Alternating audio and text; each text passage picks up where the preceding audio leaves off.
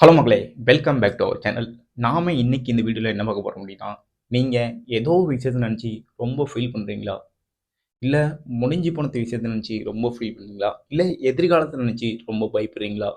So எதையோ நினச்சி உங்கள் லைஃப்பில் நிம்மதியே இல்லை அப்படின்னா, இந்த வீடியோ ஃபுல்லாக பாருங்கள். இந்த வீடியோ பார்த்து முடிச்சதுக்கப்புறம் நீங்கள் சந்தோஷமாக இருப்பீங்க, நிம்மதியாக இருப்பீங்க. அதுக்கு நான் கேரண்டி. ஸோ வீடியோ ஃபுல்லாக ஸ்கிப் பண்ணாமல் பாருங்கள். வீடியோ பிடிச்சிருந்துச்சுன்னா லைக் பண்ணுங்கள். மறக்காமல் நம்ம சேனலை சப்ஸ்கிரைப் பண்ணுங்கள். வாங்க வீடியோக்குள்ளே போகலாம். Okay, right. இப்போ நம்ம உடம்புல 2 பகுதி இருக்குது. ஒன்று உள்ளுறுப்பு, இன்னொன்று வெளியுறுப்பு. கரெக்டு தானே? ஆனால் மொத்தத்தில் என்ன சொல்கிறோம்? உடம்புன்னு சொல்கிறோம். அதே மாதிரி மனசுலையும் 2 பகுதி இருக்குது. ஒன்று மனம் அப்படின்னு ஒரு பகுதியும், இன்னொன்று புத்தி அப்படிங்கிற ஒரு பகுதியும் இருக்குது. இதை நீங்கள் புரிஞ்சுக்கிடணும். மொத்தத்திலே மனம் தான். ஸோ எப்படி மொத்தத்திலே உடம்பு தானோ மொத்தத்திலே மனம், அவ்வளோதான். ஸோ இப்போ நம்ம மனதின் முதல் பகுதியான மனதை பற்றி பார்ப்போம். இப்போ இந்த மனசுல இருந்து எண்ணங்கள் ஒரு சூழ்நிலையை நம்ம எதிர்கொள்ளும் போது அந்த சூழ்நிலைக்கு ஏற்றவாறு நம்மை அறியாமலே ஒரு எண்ணங்கள் உருவாகும் அல்லது ஏதோ ஒரு எமோஷனல் வரும். ஸோ சூழ்நிலைக்கு ஏற்ற மாதிரி அதுவாக வருது. இப்போ ஒரே சூழ்நிலையை 2 பேர் எதிர்கொள்ளும் போது 2 பேருக்கும் ஒரே தாட் வரும்னா வராது. அவன் இயல்புக்கு ஏற்ற மாதிரி தாட் வெளியே வரும். கரெக்டு தானே? ஆனால் நம்ம எல்லாரும் என்ன நினச்சிட்டு இருக்கோம்? தாட்டு எனக்கு தான் வருது, நான் தான் இந்த தாட்டை கொண்டு வரேன் அப்படின்னு நினச்சிட்டு இருக்கோம். அப்படி நீங்கள் நினச்சிட்டு இருந்தீங்க அப்படின்னா நான் உங்ககிட்ட ஒரு கேள்வி கேட்குறேன். மணி இப்போ 9, 10 மணிக்கு உங்களுக்கு சரியாக என்ன தாட் வரும் அப்படின்னு உங்களால் சொல்ல முடியுமா? நீங்களே யோசிங்க. 10 மணிக்கு நீங்கள் என்ன வேலை செய்வீங்க அப்படின்னா யாரானாலும் சொல்லலாம், நான் 10 மணிக்கு சாப்பிட போகிறேன், 10 மணிக்கு குளிக்க போகிறேன் அப்படி சொல்லலாம். ஆனால் அதே 10 மணிக்கு நமக்கு என்ன தாட் வரும், என்ன உணர்வு வரும்னு யாராலையுமே சொல்ல முடியாது. அந்த 10 மணிக்கு என்ன நிகழ்வு நடக்குதோ அந்த நிகழ்வுக்கு ஏற்ற மாதிரி தான் ஏதாவது ஒரு எமோஷனலும் ஏதாவது ஒரு தாட்டும் வரும். ஸோ தாட்டுங்கிறது நம்ம கொண்டு வரல.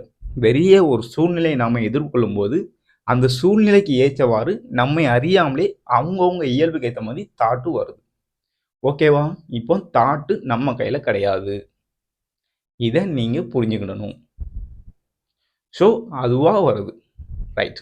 இப்போ மனதின் 2வது பகுதி, அதாவது புத்தி. இந்த புத்தியை பற்றி பார்ப்போம்.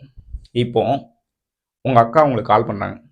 தம்பி, நாளைக்கு அக்காவுக்கு பிறந்த நாள், நம்ம வீட்டில் பிரியாணி போடுறோம், நீ சாப்பிட வந்துரு நாளைக்கு மதியம் அப்படின்னு உங்கள் அக்கா உங்களுக்கு ஃபோன் பண்ணி சொல்கிறாங்க. நீங்களும் சரிக்கா நானும் சாப்பிட வந்துடுறேன். என்ன பிரியாணி, சிக்கனா மட்டனா? உடனே எங்கள் அக்கா மட்டன் பிரியாணிடா வந்துடுடா அப்படிங்கிறாங்க. சரி ஓகேக்கா வந்துடுறேன் அப்படின்னு சொல்லிடுறாங்க. உடனே நீங்கள் ஃபோனை கட் பண்ணிட்டு உங்கள் ஃப்ரெண்டுக்கு ஃபோன் பண்ணுறீங்க. மச்சான் எங்கே இருக்கேன்? மச்சான் வேலையில் இருக்கேன். என்ன மச்சான், நாளைக்கு அக்காவுக்கு பிறந்த நாள், நம்ம ஏதாவது ஒரு கிஃப்ட் வாங்கி கொடுக்கணும், என்ன கிஃப்ட் வாங்கி கொடுக்கலாம் மச்சான் அப்படின்னு நீங்கள் கேட்குறீங்க. அவன் என்ன கிஃப்ட் வாங்கி கொடுக்கலாம் மச்சான், லேடிஸ்க்கு சேரீ தான் ஓகே மச்சான், பேசாம நம்ம சேரீ வாங்கி கொடுத்துருவோம், நான் நைட்டு வேலையை முடிச்சுட்டு வரேன், நம்ம போய் கடையில் போய் சேரீ வாங்கிட்டு நாளைக்கு அக்கா வீட்டில் போய் பிரியாணி சாப்பிடுவோம் அப்படின்ட்டுலாம். ஸோ இப்போ ஒரு தாட் வருது, நாளைக்கு அக்காவுக்கு பிறந்த நாள், நம்ம ஏதாவது கிஃப்ட் வாங்கணும். இப்போ அந்த தாட்டை திங்கிங்காக மாற்றி செயலில் இறங்குறோம். புரியுதா? நாளைக்கு அக்காவுக்கு பிறந்த நாள், இப்போ நம்ம ஒரு சேரீ வாங்கிக்கலாம், நம்ம ஒரு முடிவு பண்ண பார்த்தீங்களா? இந்த முடிவு எடுக்கிறது தான் புத்தி. புரியுதா? ஒரு செயல் நடக்கணும் அப்படின்னா ஒரு தாட்டு ஒரு திங்கிங் கலந்தும் போது அந்த திங்கிங் ஆக்ஷன் ஆகும். இது கரெக்ட்.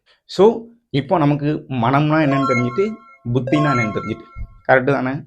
இப்போ இப்போ நீங்கள் எல்லாம் போய் ட்ரெஸ் எல்லாம் எடுத்துகிட்டு வீட்டுக்கு வந்துட்டீங்க, உங்கள் ஃப்ரெண்டும் வீட்டுக்கு போயிட்டா, நீங்களே வீட்டுக்கு வந்துட்டீங்க. தூங்கும் போதோ சாப்பிடும் போதோ ஏதோ ஒரு தாட் வருது, நாளைக்கு நான் பைக்கில் போகிறேன், போகும்போது ஒருவேளை பைக் ஏதாவது ஆக்சிடென்ட் ஆகிட்டுனா, இல்லைன்னா ஆப்போசிட்டில் ஏதாவது பஸ்ஸுக்காரன் வந்து என்னை முட்டி நான் செத்துக்கித்து போயிட்டேன்னா, இல்லைன்னா போகிறல வண்டி ஏதாவது பஞ்சர் ஆகிட்டுனா, இப்படின்னு தாட் வரும்.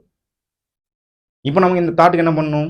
ரைட்டு, நாளைக்கு நம்ம பைக் ஓட்டும் போது கேர்ஃபுல்லாக போகணும், ஹெல்மெட் போட்டுக்கணும், வண்டி 2 டயரும் காற்று இருக்கா எல்லாம் செக் பண்ணிக்கணும், வண்டியில் வேறு எதுவும் ப்ராப்ளம் இருக்கா எல்லாம் பார்த்துட்டு ஓகே எல்லாம் கரெக்டாக இருக்கா அப்படின்னு நம்ம இது பண்ணிக்கலாம். ஆனால் அதை விட்டு நம்ம எல்லோரும் என்ன பண்ணுறோன்னா, எனக்கு இந்த பயம் வரவே கூடாது, எனக்கு இந்த தாட் வரவே கூடாது அப்படின்னு நம்ம அங்கே முரண்பட ஆரம்பிச்சிடுறோம். நான் முன்னாடியே என்ன சொல்லியிருக்கேன், தாட்டுங்கிறது நம்ம கையில் கிடையாது, நம்ம கொண்டு வரல.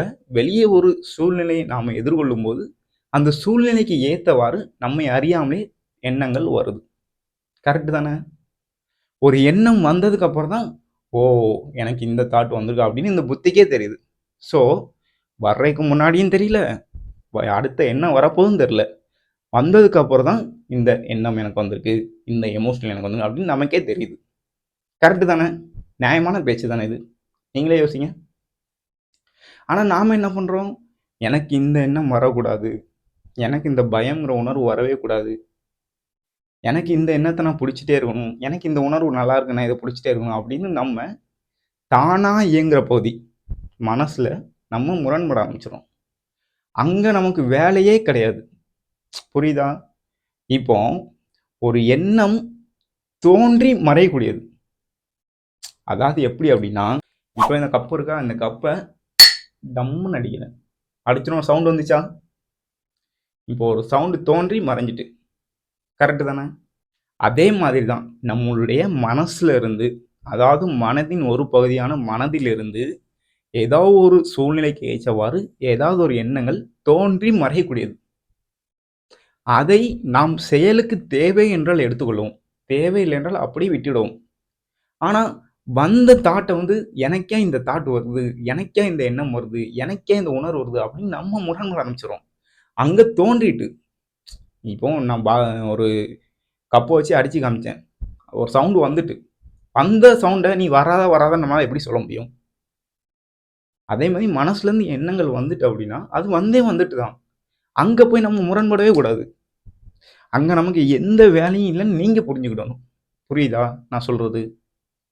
நமக்கு எந்த ஒரு தாட் வந்தாலும் சரி, அது வெறும் தாட் தான்.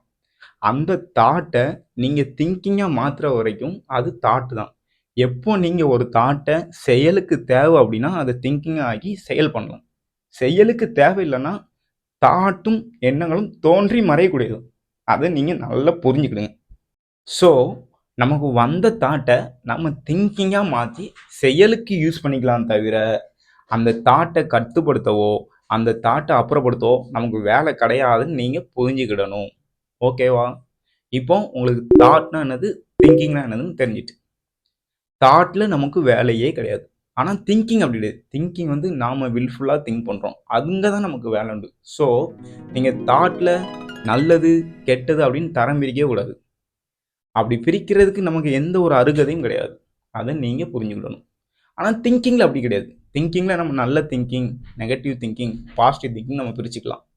ஆனா தாட்ல அப்படி கிடையவே கிடையாது. ஏன்னா திங்கிங் வந்து நாமளா திங்க் பண்றோம். ஸோ, அத நீங்க புரிஞ்சுக்கிடுங்க. ஓகேவா? ஸோ, இத நாம புரிஞ்சிட்டோம் அப்படின்னா, நம்ம மனசுக்குள்ள நமக்குள்ளேயே நாம முரண்படவே மாட்டோம். அப்படி முரண்படாத மனசு தான் ஆரோக்கியமான மனசு.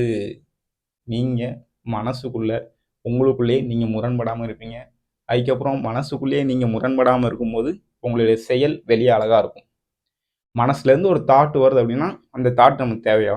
தேவையில்ல. ஸோ, அதுவா வருது, அதுவா மறையுது அப்படின்னு நீங்க புரிஞ்சுடுவீங்க. இந்த ஒரு விஷயம் நீங்க புரிஞ்சுட்டு அப்படின்னா, பழசுல முடிஞ்சு போன விஷயத்த நினைச்சு உங்களுக்கு ஏதாட்டு ஒரு தாட் வரும்போது, இது அதுவா வருது, அதுவா போதும். நம்ம அங்க ஒண்ணும் பண்ண வேண்டியதில்ல அப்படின்னு நீங்க புரிஞ்சுடுவீங்க. இப்படி புரியும்போது உங்க லைஃப்பும் நல்லாருக்கும், உங்களுடைய செயல் நல்லாருக்கும். நீங்க லைஃப்ல முன்னேறிக் கொண்டே இருப்பீர்கள். ஓகே? ஸோ, இத புரிஞ்சதுக்கப்புறம் நம்மளுடைய எல்லா மன பிரச்சனையும் சால்வ் ஆயிரும். வீடியோ பிடிச்சிருந்துச்சுன்னா லைக் பண்ணுங்க. மறக்காம நம்ம சேனலை சப்ஸ்கிரைப் பண்ணுங்க. தேங்க்ஸ் ஃபார் வாட்சிங்.